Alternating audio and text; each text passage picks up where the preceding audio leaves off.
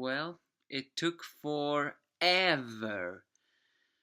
But finally, the fairy tale episode 39, no, episode chapter 397 has arrived. Only three more until 400 chapters.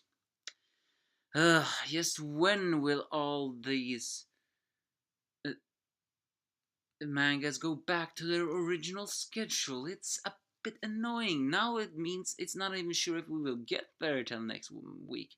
I even read some week we news that said we was gonna get 3 this week. Ah, the impatient people. I know. Back on topic. Gajeel, as Gajeel suddenly starts to shake Levy after Levy have saved him by giving him her air. However, and somehow he yells in the water and not absorbs the poison, and she is talks in her mind. Is that a little bit like telepathy, or do they understand each other that much? And here suddenly Gajeel says something funny. Use your magic to create air, and Levy suddenly starts to blush, saying, "Oh yeah, I should have done that from the start. How embarrassing." Yeah, keep telling yourself that, Levy. We know you only wanted to kiss him. You would not have. You know you only wanted to kiss him, in one way or at least. Either way, she uses her solid screed air and gives enough air to Gajeel and her cells, and she begins to do that to Lucy, Natsu, and Yuvia too.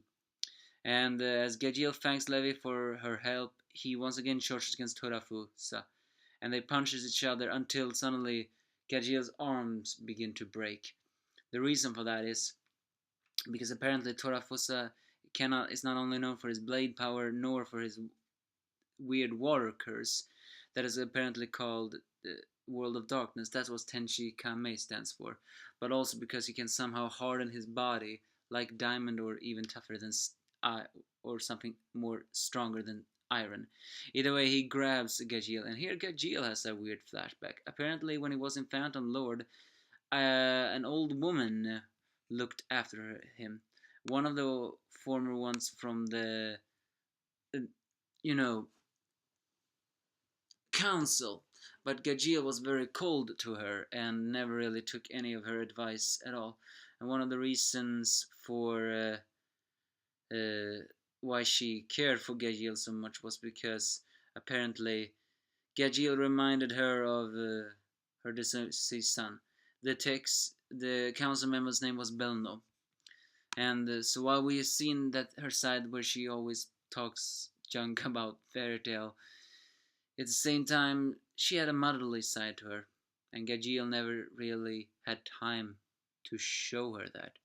That's actually a bit sad because after another flashback when he sees Belno's dead corpse, he sits on alone on the roof of the table, and while he doesn't really r- completely cry for himself, he does weep for he curses himself for not thanking the old lady and for not repaying his kindness. Not, I mean that no, that Gajeel could repay her for the kindness she showed him. That was what I meant to say.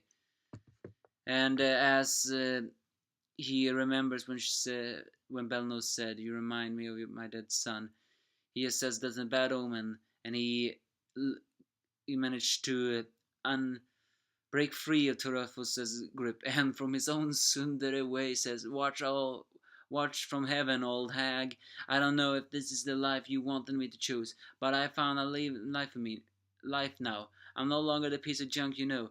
I have comrades I want to protect." Yeah, that's one way to scream it.